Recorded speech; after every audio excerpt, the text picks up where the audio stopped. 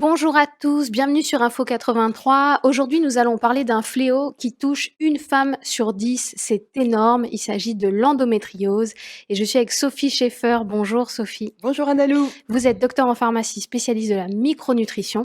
Et on va discuter ensemble de cette endométriose. On vient de passer une semaine dédiée à l'endométriose. On est quelques jours après cette semaine dédiée à cette problématique qui est un véritable enfer pour les femmes qui en souffrent. Vous allez nous raconter cette maladie pour ceux qui ne la connaissent pas et comment la micronutrition peut être un vrai secours en cas de crise. Alors cette endométriose, présentez-nous cette maladie.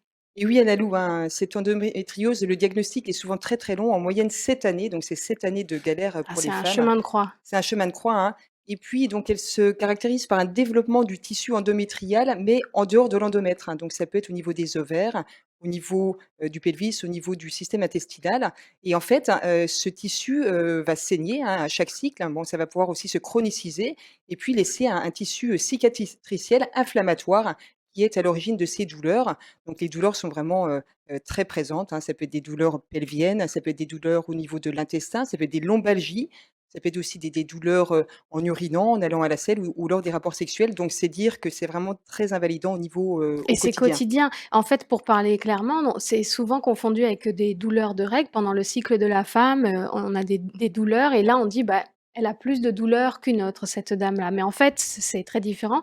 L'endomètre, c'est cette espèce de revêtement qu'on a à l'intérieur de Tout l'utérus à fait. qui se désagrège et qui va se poser sur les organes dont vous parliez. Exactement et en fait, lors des règles, effectivement, il va y avoir des douleurs majorées, mais dans cette maladie, ça va pouvoir se chroniciser et finalement, les femmes ont des douleurs quasiment en permanence, Jusqu'à 20 jours par mois, Exactement, même parfois davantage, ouais. c'est constant, c'est extrêmement douloureux. Effectivement, elles mettent des années à faire reconnaître, la maladie et c'est vrai que la question qui se pose pour ces femmes, c'est comment soulager parce qu'aujourd'hui, on ne sait pas, soigner vraiment cette maladie. Et oui, aujourd'hui, finalement, la médecine traditionnelle est assez, démunie, puisque à part, donner des œstroprogestatifs, donc une pilule ou alors un traitement chirurgical, il n'y a pas beaucoup de solutions. Or, on sait maintenant que, des solutions naturelles, existent et notamment grâce à l'alimentation et la stratégie, c'est vraiment d'adopter une alimentation, peu inflammatoire et riche en antioxydants puisque, des études ont montré que les femmes qui étaient atteintes d'endométriose vraiment un statut en antioxydants très faible. Donc la première des choses, c'est vraiment d'adopter une alimentation, alors variée, avec, plein de fibres, de fruits, de légumes, pour avoir ces antioxydants comme le sélénium, la vitamine E, le zinc ou alors des extraits, de thé vert ou du resveratrol, donc des choses qui vont vraiment limiter, lutter contre ce terrain, oxydant et puis l'inflammation qui est au cœur de la maladie et là, vraiment une alimentation dite hypotoxique. On va limiter tout ce qui est irritant. Alors, il y a le gluten, bien entendu, il y a aussi tout ce qui est produits laitiers, notamment de vache, qui est très irritant et puis, tout ce qui est aliments très sucrés, les acides gras saturés et puis, la viande rouge qui va en fait favoriser la fabrication de prostaglandines inflammatoires qui vont majorer l'inflammation et donc les douleurs. Donc d'une manière générale, comme pour beaucoup dans beaucoup de terrains, mais une alimentation vraiment hypotoxique, riche en fruits, en légumes, des couleurs, de l'orange, du vert, du rouge, pour apporter ces fameux antioxydants, qui sont nécessaires pour vraiment, traiter ce terrain.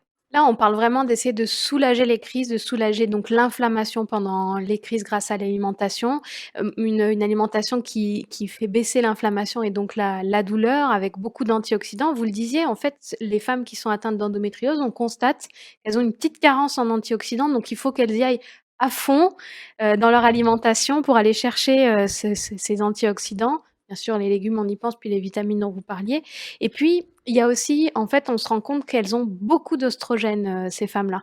Comment on peut faire avec son alimentation pour faire un peu, baisser la dose d'oestrogènes dans l'organisme? Alors exactement Analou, en cas d'endométriose, il y a vraiment une hyperœstrogénie. Donc déjà au niveau alimentaire, il y a des éléments qu'on va essayer de limiter, ça va être tout ce qui est soja et produits laitiers de vache.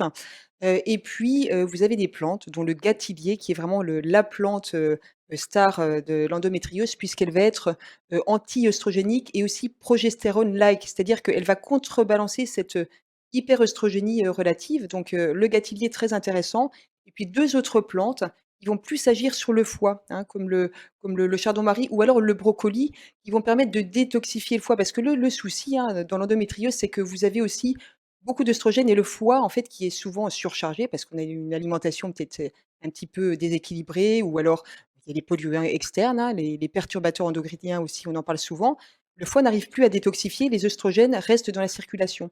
Donc détoxifier son foie, pareil, c'est, vraiment un pilier fondamental, de la prise en charge de cette maladie. Ces plantes, on les prend comment? En tisane? Alors, mieux que des tisanes, moi je conseille surtout des extraits de plantes standardisés qui sont vraiment très concentrés en principes actifs. On fait des cures, en fait, hein? On fait des cures effectivement.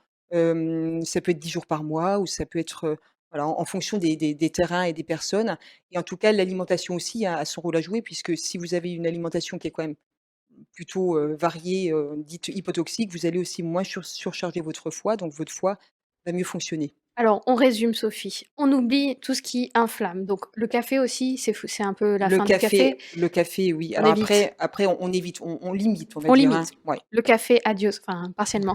OK. La viande rouge, le lait de vache, le gluten, on va plutôt vers les légumes. Le vert, le rouge, l'orange, enfin, on met de la couleur, hein, ça c'est votre motto. Il faut vraiment mettre de la couleur dans l'assiette, se Ouais. faire plaisir. Et puis on va chercher donc chardon-marie, le Le gâtillier gâtillier, et le le brocoli brocoli. On en détoxifie cure son foie en cure, détox. tout à fait. Alors au-delà de ces mesures alimentaires, bien entendu, la gestion des émotions est très importante, hein, puisque toutes les techniques de sophrologie ou d'hypnose vont pouvoir aider aussi à limiter, à mieux vivre sa douleur et puis l'activité physique, encore une fois, qui est aussi un vecteur pour limiter l'inflammation. Donc pour résumer, bien dans son assiette, bien dans sa tête et bien dans son basket pour mieux vivre son endométriose. Merci beaucoup Sophie. Il y a un petit ingrédient dont on n'a pas parlé, c'est le CBD, mais on vous prépare une chronique dédiée sur le CBD qui nous pose beaucoup de questions. On ne sait pas trop comment s'en servir, mais dans l'endométriose, ça peut avoir un intérêt. Donc rendez-vous à la prochaine chronique sur ce plateau. Avec grand plaisir, Analou. À bientôt À Sophie bientôt. et à très vite sur Info 83.